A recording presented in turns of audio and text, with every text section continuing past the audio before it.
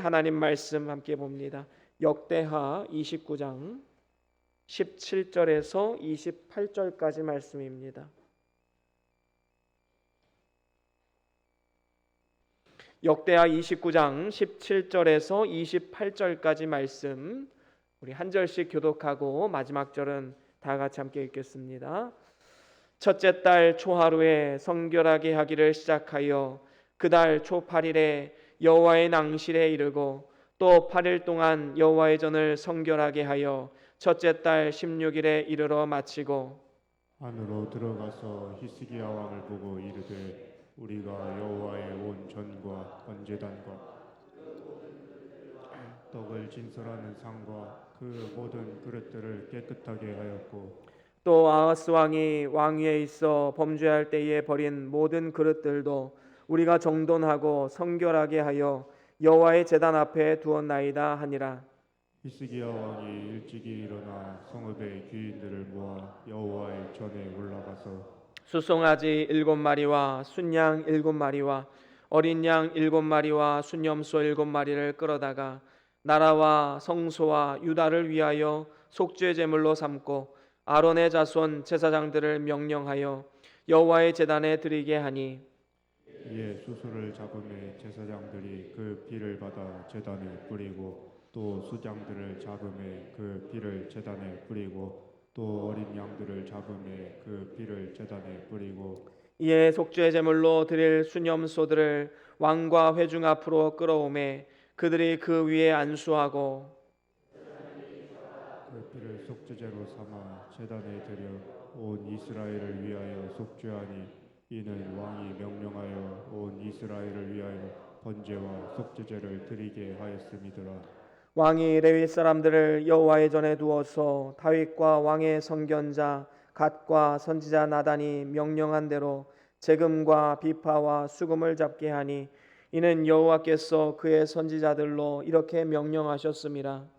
레위 사람은 다윗의 악기를 잡고 제사장은 나팔을 잡고 서매 히스기야가 명령하여 번제를 제단에 드릴새 번제 드리기를 시작하는 동시에 여호와의 시로 노래하고 나팔을 불며 이스라엘 왕 다윗의 악기를 울리고 온 회중이 경배하며 노래하는 자들은 노래하고 나팔 부는 자들은 나팔을 불어 번제를 마치기까지 이르니라. 아멘. 아멘.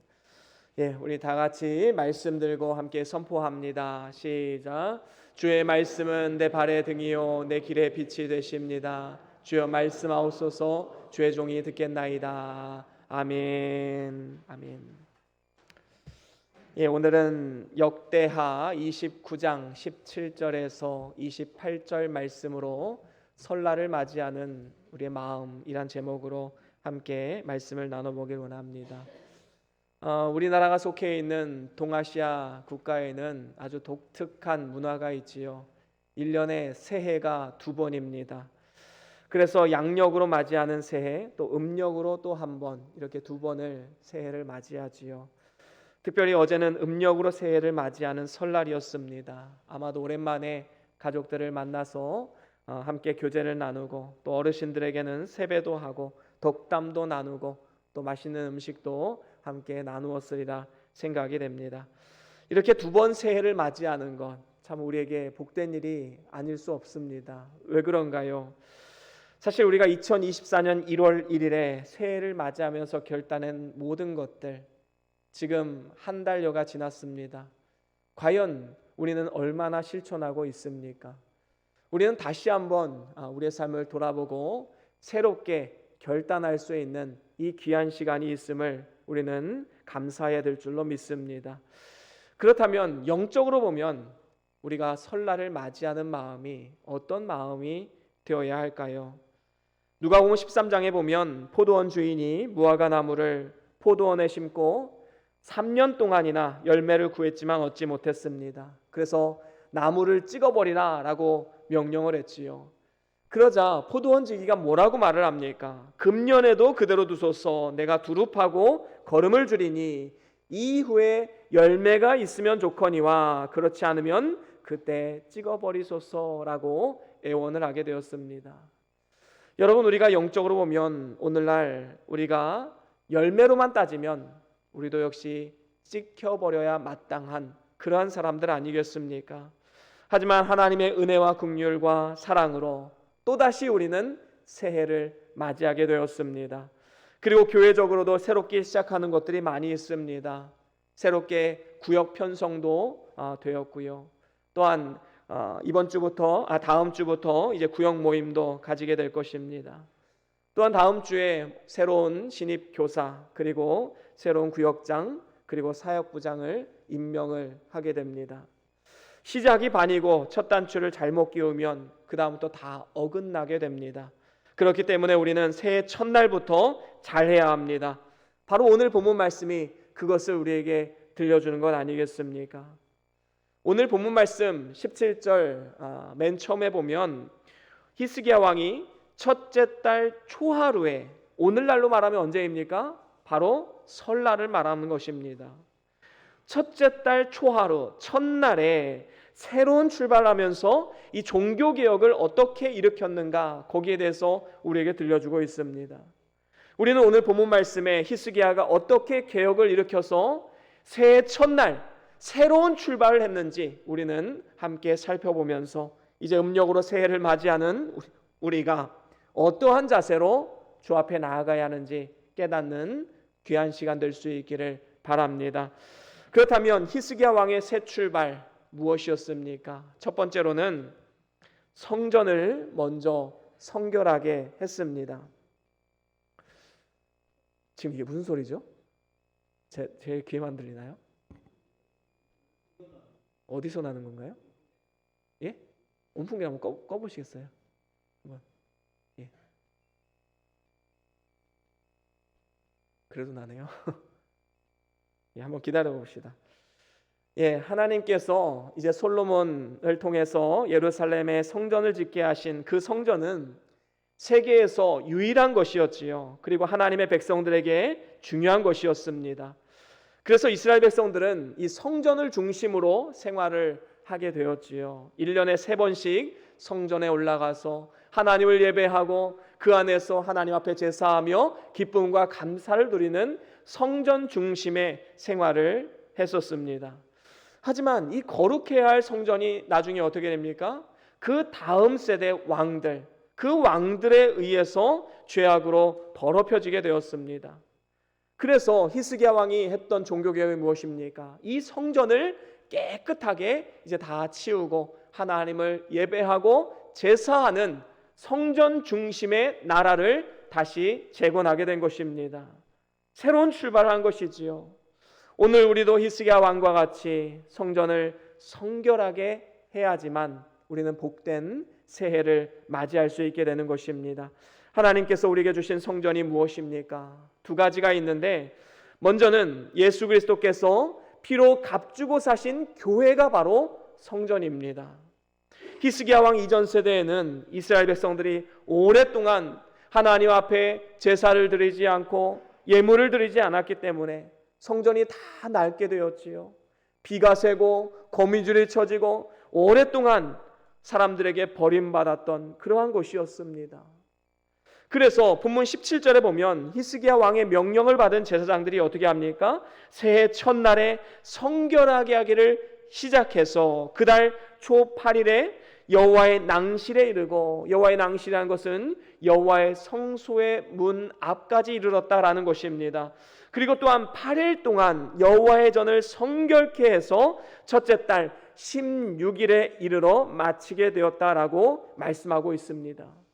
16일 동안 여호와의 제사장들 그리고 레위 지파 사람들은 열심을 다해 성전을 청결하게 만들었던 것입니다. 그리고 나서 어떻게 합니까? 18절에 보니까 히스기야 왕에게 이렇게 보고를 합니다. 우리 18절 한 번 더 같이 읽어볼까요? 오늘 본문 18절입니다. 시작. 안으로 들어가서 히스기야 왕을 보고 이르되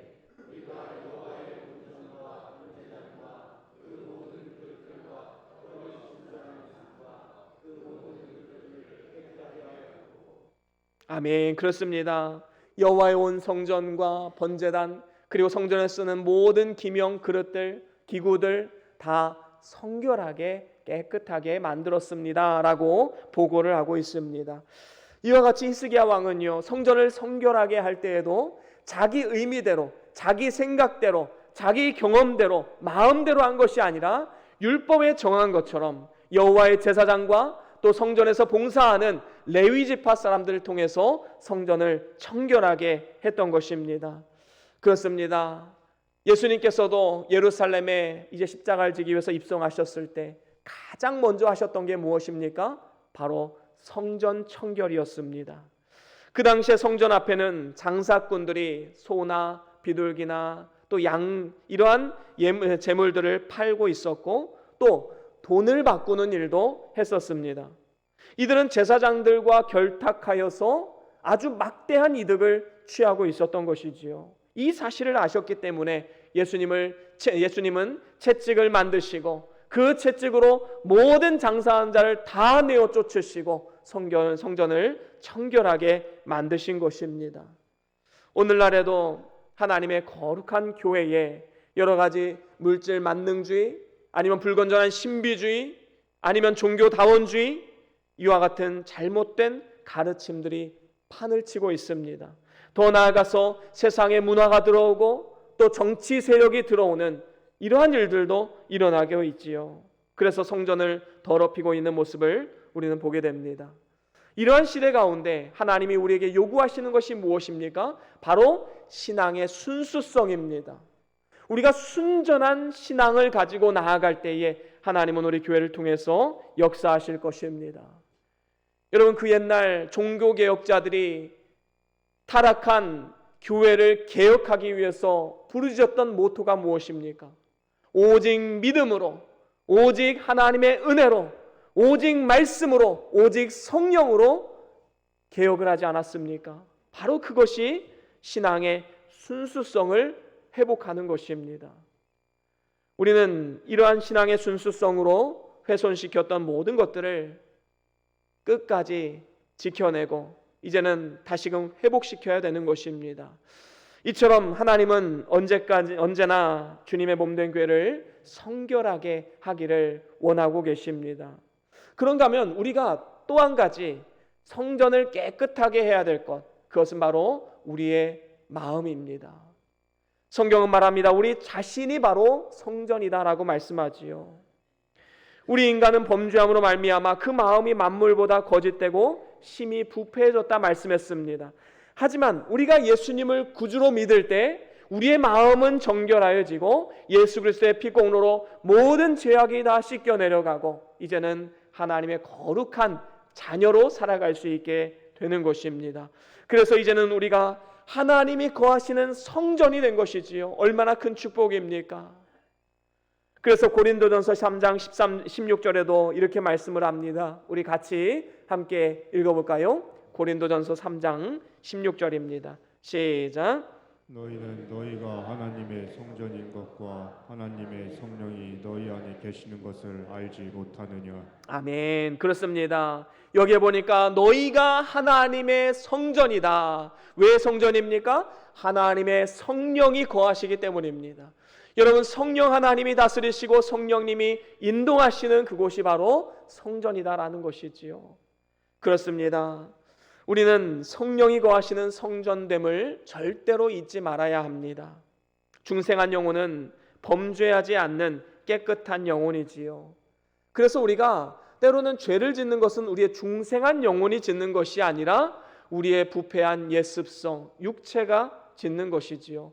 그래서 우리는 영으로서 육을 이겨야지만 승리할 수가 있는 것입니다. 끊임없이 우리의 중생한 영혼의 가르침과 중생한 영혼의 호소의 귀를 기울이고 그 영으로서 육체의 습관과 습성을 이겨내는 삶을 살아가야 마땅한 것이지요. 이것이 바로 중생한 영혼을 통해서 우리의 마음을 성결하게 만드는 비결인 것입니다. 반면에 불신자들은 어떻습니까? 양심의 가책을 느끼지 못합니다. 더러운 마음 그대로 있기 때문에 하나님을 마음에 모실 수도 없고 하나님과 더불어 교통할 수도 없는 것입니다. 특별히 오늘 본문 말씀에 보니까요, 하나님의 제사장들 그리고 레위 지파 사람들이 성전을 성결하기 위해서 버려진 기구들을 정돈함으로 깨끗하게 했음을 우리는 확인할 수 있습니다. 여러분, 처음 성전을 지었을 때에는 성전 안의 모든 기구들이 아주 성스러운 물건이었지요. 그래서 하나님 앞에 제사 드릴 때 아주 귀중하게 쓰여졌던 것들입니다. 하지만 이후에 그 다음 왕들이 이 성전에서 제사를 드리는 것을 무시하고 온갖 우상을 그 안에 다 들여놓고 하나님 앞에 나아가지 않았기 때문에 그 성전의 기구들은 오랫동안 성전 구석에 방치되었고 대신에 그 자리를 온갖 우상들이 채우게 된 것입니다. 이러한 상황 가운데 믿음이 좋았던 히스기야 왕이 이제 더러워진 그 성전 기구들을 깨끗하게 만들었지요. 그래서 그 모습이 열왕기하 18장에 잘 나오고 있는데 우리 같이 한번 읽어볼까요? 열왕기하 18장 3절 말씀입니다. 우리 같이 함께 합독하여 읽어보겠습니다. 시작. 히스기야가 그의 조상 다윗의 모든 행위와 같이 여호와께서 보시기에 정직하게 행하여 그가 여러 산당들을 제거하며 주상들을 깨뜨리며 아세라 목상을 찍으며 모세가 만들었던 놋뱀을 이스라엘 자손이 이때까지 향하여 분향함으로 그것을 부수고 느스단이라 일컬었더라. 아멘. 그렇습니다.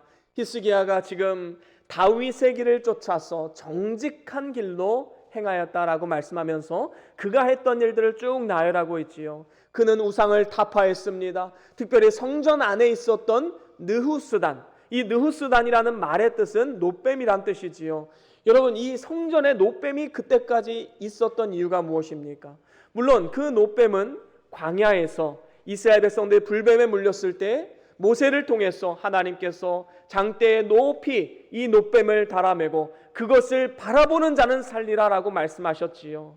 그래서 이스라엘 백성들은 이 놋뱀을 그 이후에도 계속 간직해 오면서 여기 어떤 특별한 능력이 있다라고 믿고 살아갔던 것입니다. 급기야 이것이 성전 안에까지 들어와서 하나님을 예배하는 그 자리에 떡하니 모셔다 놓고 그것을 섬기는, 우상과 같이 섬기는 그러한 일들이 일어났던 것입니다. 그렇습니다. 사람이든지 물질이든지 그 무엇이든지 과거에 나에게 큰 역사를 나타냈다 할지라도 그것은 하나님께서 일시적으로 사용하신 도구에 불과한 것입니다. 그것을 의지하고 섬기는 것은 우상숭배에 빠지게 되는 것이지요. 여러분, 우리가 쉽게 말하면 십자가도 마찬가지 아닙니까? 십자가는 그 당시의 사형 형틀입니다. 그런데 마치 십자가 자체의 능력이 있는 것처럼 십자가 형상을 몸에 새기고 십자가 형상을 들고 다니면서 이게 없어지면 큰일 나는 줄 알고 살아가는 사람들이 있습니다. 이것도 하나의 우상숭배 아닙니까? 예수 그리스도의 십자가는 우리 마음판에 이미 새겨져 있습니다. 그래서 예수님이 우리와 함께 하시고 하나님이 우리의 아버지 되십니다. 그렇기 때문에 보이는 무언가를 의지하는 것이 아니라 우리는 보이지 않게 역사하시는 하나님, 우리 마음 가운데 자정하시는 그 예수 그리스도를 의지하며 살아가야 된다라는 것입니다. 혹시 여러분들의 마음속에는 느후스단이 있지 않습니까? 하나님보다 더 의지하고 하나님보다 더 사랑하는 그 무언가가 혹시 여러분들 마음 가운데 자리 잡고 있지는 않습니까? 오늘 이 시간 하나님께서 그 모든 우상을 다 내어버리고 이제는 주님이 거하시는 성전된 우리가 성결하게 되기를 소망하고 계십니다. 이 시간 우리의 마음의 성전에 모든 우상과 더러운 것들을 다 제거하시고 예수의 보혈과 진리의 말씀과 성령으로 충만케 되는 놀라운 일들이 일어날 수 있기를 주의 이름으로 간절히 축원합니다. 이렇게 정결한 마음을 하나님 앞에 구할 때에 하나님께서 우리 가정과 또 우리 교회와 이 나라 민족을 복되게 해주실 줄로 믿습니다. 그래서 올 한 해도 놀라운 하나님의 은혜로 채워주실 것이고 또 날마다 도우시는 하나님의 은혜를 경험할 수 있게 될 것입니다. 그런가 하면 두 번째로는 속죄의 제물을 드렸습니다. 히스기야 왕은 먼저 성전을 깨끗하게 청결하게 하고 그 다음에 이 속죄의 제물을 하나님 앞에 드렸지요. 그래서 오늘 본문 20절부터 쭉 내려가면서 보면 먼저 히스기야 왕이 일찍 일어나서 성읍의 귀인들을 다 불러 모읍니다. 그리고 여호와의 전에 올라가서 수송아지 7, 순양 7마리, 어린 양 7마리, 순염소 7마리를 끌어다가 나라와 성소와 유다를 위하여 속죄 제물로 삼았습니다. 그리고 하나님 앞에 제사를 올려드리게 되었지요. 물론 이렇게 속죄의 제물을 드린다 한들 근본적인 속죄가 일어나는 것은 아닙니다. 아무리 많은 짐승을 하나님 앞에 드린다 한들 한 영혼도 구원할 수 없습니다. 왜 그렇지요? 짐승에게는 영혼이 없기 때문입니다. 그래서 완전한 제물이 되지 못하고 한 사람의 죄도 사함받을 수 없는 것이지요. 그러면 그럼에도 불구하고 하나님께서 구약시대에 이 짐승을 드리는 제사를 요구하신 이유가 무엇입니까? 그것은 앞으로 오실 완전한 속죄를 이루실 제물 되신 예수 그리스도를 예표하는 그림자이기 때문입니다. 히브리서 9장 14절에 보면 이런 말씀이 있지요. 우리 함께 같이 읽어볼까요? 히브리서 9장 14절 우리 함께 같이 읽어보겠습니다. 시작. 하물며 영원하신 성령으로 말미암아 흠없는 자기를 하나님께 드린 그리스도의 피가 어찌 너희 양심을 죽은 행실에서 깨끗하게 하고 살아계신 하나님을 섬기게 하지 못하겠느냐. 아멘. 그렇습니다. 예수의 피는 우리의 모든 죄를 사하는 능력의 피입니다. 완전하신 제물입니다. 그래서 예수 그리스도의 피는 우리의 죽은 양심을 깨우치고 우리를 깨끗하게 할 뿐만 아니라 하나님을 섬기게 할 수 있는 능력이 그 안에 있는 것이지요. 그래서 주님 앞에 죄를 자백하고 그리스도의 피 공로를 의지하면 모든 불의에서 우리를 깨끗하게 해 주시겠다 약속하셨습니다. 그렇습니다. 우리 마음 가운데 여러 가지 우상 그리고 더러운 죄악들을 다 제거해서 성결해졌다면 이제는 그 죄를 다시 반복하지 않기 위한 몸을 쳐가며 노력하는 결단과 또 진정한 회개가 있어야 할 줄로 믿습니다. 여러분, 어거스틴이 어려서부터 남의 물건 훔치고 16살 때 이미 사생활을 가졌습니다. 뿐만 아니라 종교적으로 마니교라는 그 당시의 최대 이단에 심취해 있었지요. 이와 같이 깊은 죄의 구렁텅이에 빠져있던 어거스틴, 하지만 그의 어머니 모니카는 끊임없이 이 아들 어거스틴을 위해서 기도를 했습니다. 그 어머니의 기도로 인해서 어거스틴이 마침내 온전한 회개를 통해서 주 앞에 돌아오게 되었지요. 그런데 돌아왔을 때 얼마나 많은 유혹이 있었겠습니까? 옛날에 같이 놀던 친구들도 있었을 것이고 또 옛날에 그 즐겼던 문화들, 그 기쁨과 즐거움을 알기 때문에 더 큰 유혹이 있지 않겠습니까? 하지만 그는 그 이후로 단 한 번도 죄악 가운데 돌아가지 않고 당대 최고의 목회자요 신학자로서 아름답게 쓰임받지 않았습니까? 그래서 어거스틴 이름 앞에는 언제나 성자가 붙습니다. 거룩한 성자이지요. 성 어거스틴이라고 부릅니다. 그 정도로 하나님 앞에 아름답게 쓰임받는 사람이 되었던 것이지요. 그래서 이전에 우리가 아무리 큰 죄를 지었던 사람이라 할지라도 더 이상 우리는 낙심하지 말고 깨끗게 하시는 주님 앞에 나와 회개하면 모든 죄의 사함을 받고 하나님 앞에 귀하고 아름답게 쓰임받을 수 있게 되는 것입니다. 특별히 오늘 본문 22절 말씀에 보면 속죄 제사를 드릴 때에 그 짐승을 잡아서 그 피를 제단에 뿌렸다라고 말씀하고 있습니다. 그리고 제물을 가지고 온 사람은 어떻게 합니까? 짐승이 죽기 전에 짐승의 머리에 손을 얹고 자기의 죄를 다 고백을 합니다. 그러면 제사장은 그 짐승을 잡음을 통해서 이제는 죄에 정가된 그 짐승을 잡음으로써 내 죄가 사함을 받는 것이지요. 이때 자신의 죄를 대신해서 죽게 될 제물로 인해서 제물을 드린 자는 눈물을 흘리게 되었다라고 말합니다. 그래서 속죄제는 그 근본 목적이 회개에 있는 것이지요.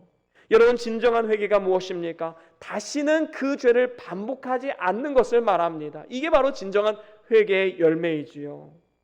그렇습니다. 속죄제의 제물의 실체이신 예수 그리스도께서 우리의 모든 죄짐을 다 짊어지시고 십자가에 죽으셨습니다. 그 예수 그리스도의 그 깊은 사랑을 생각한다면 예수님이 내 죄짐을 지고 죽으셨으니 이제 마음껏 죄를 지어야겠다, 이렇게 생각하는 것이 옳은 생각입니까? 그렇지 않지요. 나 같은 죄인을 살리셨으니 이제는 죄를 버리고 주님을 따라가겠습니다. 주를 위해 살겠습니다. 이러한 고백이 나올 수밖에 없는 건 아니겠습니까? 여러분, 다윗을 보십시오. 그는 정말로 큰 죄를 하나님과 백성들 앞에 지었습니다. 그래서 밤마다 눈물로 침상을 띄우고 요를 적시고 또 철저하게 회개를 했지요. 그 결과 다윗은 그 이후로 그 어떠한 같은 죄를 짓지 않았던 것입니다. 베드로도 마찬가지이지요. 예수님을 3번 부인함으로 인해서 아침마다 닭이 올 때 얼마나 큰 양심의 가책이 느껴졌겠습니까? 그럴 때마다 눈물로써 하나님 앞에 기도했습니다. 그리고 다시는 그러한 죄에 빠지지 않고 이제는 오히려 주님을 위해서 순교의 자리까지 나아가지 않았습니까? 이와 같이 다윗이나 베드로가 매일 눈물로 흘렸던 것은 과거의 그 죄 때문에 하나님 그 죄를 용서해 주십시오, 그렇게 기도했던 게 아닙니다. 하나님, 이제는 그 죄를 다시는 반복하지 않게 주시옵소서. 하나님 앞에 이미 용서받은 죄이지만 범죄했던 것을 애통함으로써 같은 죄를 반복하지 않기 위해서 몸을 쳐가며 노력했던 것입니다. 우리도 역시 한 번 죄 가운데 빠졌던 그 죄악에 다시 빠지지 않으려면 과거의 죄에 빠졌던 그것을 잊지 말고 그것을 애통하게 여기고 항상 겸손한 마음으로 항상 근신하며 주님 앞에 나아가야 될 줄로 믿습니다. 이것이 바로 진정한 속죄의 제사를 하나님 앞에 드리는 우리의 자세가 아니겠습니까? 그런가 하면 3번째로는 히스기야 왕은 하나님 앞에 번제의 제물도 드리게 되었습니다. 하나님의 성소 안에는 언제나 등불이 꺼지지 않아야 하지만 역대 왕들은 어떻게 합니까? 그 성소 안에 등불을 다 꺼뜨렸습니다. 성소에서 분향하지 않았습니다. 하나님 앞에 번제를 드리지 않았기 때문에 하나님의 진노가 임하게 되었던 것이지요. 그래서 히스기야 왕은 번제를 다시 드림으로써 새해 첫날 새 출발을 하게 된 것입니다. 그리고 25절부터 보면 모든 악기를 다 동원해서 하나님 앞에 찬양을 올려드리는 장면이 나옵니다. 번제와 함께 찬양을 올려드리지요. 그리고 27절에 보면 이렇게 말씀을 합니다. 우리 27절 함께 같이 한 번 더 읽어봅니다. 시작. 행하여 번제를 타는 글쎄 번제 드리기를 시작하는 동시에 여호와의 시로 노래하고 나팔을 불며 이스라엘 왕 다윗의 악기를 올리고. 아멘. 그렇습니다. 번제 제단을 하나님 앞에 올려드리며 옆에 온갖 악기들을 동원해서 하나님을 찬양하고 다윗의 악기를 울렸다라고 말하고 있습니다. 이 정도로 히스기야 왕은 하나님을 찬양하는 데 앞장서고 제사와 함께 하나님께 영광의 노래를 올려드렸던 것입니다. 이렇게 히스기야 왕이 다시 드리기 시작한 번제, 이제 짐승을 잡아서 온전하게 불태워버리는 이러한 제사를 말하는 것이지요. 이것은 성도가 하나님의 은혜에 감사함으로 찬양하는 것을 말하는 것이고 또한 그 몸을 온전하게 하나님 앞에 바치는 헌신의 각오, 헌신의 결단이 바로 번제에 속해 있는 의미입니다. 그래서 구약시대에 보면 감사가 크면 클수록 더 많은 양들을 하나님 앞에 번제물로 올려드렸지요. 오늘 히스기야 말씀, 오늘 본문 이후의 말씀인데 역대하 29장 32절에 보면 백성들과 함께 얼마나 큰 양의 그 무리를 하나님 앞에 올려드렸는지 함께 보겠습니다. 역대하 29장 32절 33절 우리 함께 같이 읽어보겠습니다. 시작. 회중이 가져온 번제물의 수요는 숫소가 순양이 100마리요 어린 양이 200마리니 이는 다 여호와께 번제물로 드리는 것이며 또 구별하여 드린 소가 600마리요 양이 3,000마리라. 아멘. 그렇습니다. 여러분, 지금 히스기야와 이스라엘 백성들이 드렸던 이 번제의 규모, 솔로몬이 드렸던 1,000번제의 그 양들보다 훨씬 더 큰 규모이지요. 그만큼 하나님 앞에 감사했던 것입니다. 이렇게 하나님을 위해서 살면요, 하나님은 우리의 삶을 책임져 주시고 인도해 주십니다. 특별히 성도들은 살아계신 하나님께서 모든 일을 다 주장하시고 섭리하시기 때문에 우리는 어떤 일을 당한다 할지라도 하나님께서 은혜를 주시는 줄로 알고 이제는 합력하여서 선을 이루게 하실 주님을 기대하며 나아가야 되는 것입니다. 여러분, 천지우주 만물을 지으신 하나님께서 우리의 아버지 되십니다. 무엇이 두려우십니까? 무엇이 불안하십니까? 때로는 환경과 상황이 내 뜻대로 내 마음대로 되지 않는다 할지라도 하나님의 뜻이 분명히 있고 하나님의 도우시는 은혜가 있음을 알기에 우리는 담대하게 믿음으로 나아갈 수가 있는 것입니다. 하나님은 우리에게 절대로 손해되는 일은 주지 않으신다라는 사실을 우리는 기억해야 합니다. 다 복되고 형통한 길로 인도하신다는 믿음을 가지고 나아가야 되는 것이지요. 그래서 우리는 여러 가지 환난과 고통 중에서도 찬양할 수 있고 또 오늘 본문 말씀처럼 어려움과 고난 가운데서도 하나님 앞에 헌신할 수 있는 것 아니겠습니까? 골로새서 3장 16절에 보면 이런 말씀이 있습니다. 우리 함께 같이 읽어보겠습니다. 골로새서 3장 16절 말씀 함께 읽어봅니다. 시작. 그리스도의 말씀이 너희 속에 풍성히 거하여 모든 지혜로 피차 가르치며 권면하고 시와 찬송과 신령한 노래를 부르며 감사하는 마음으로 하나님을 찬양하고. 아멘. 그렇습니다. 그리스도의 말씀이 우리 가운데 풍성하게 거하면 어떻게 됩니까? 서로 지혜로 모든 피차 가르치고 권면한다라고 말씀합니다. 이 피차 가르치고 권면한다는 것은 어떤 의미입니까? 바로 서로 말씀으로 권면해서 함께 헌신하고 순종하는 삶을 말하는 것입니다. 또한 뿐만 아니라 시와 찬송과 신령한 노래를 부르며 감사하는 마음으로 하나님을 찬양한다라고 말씀하지요. 여러분, 오늘 본문의 모습 아닙니까?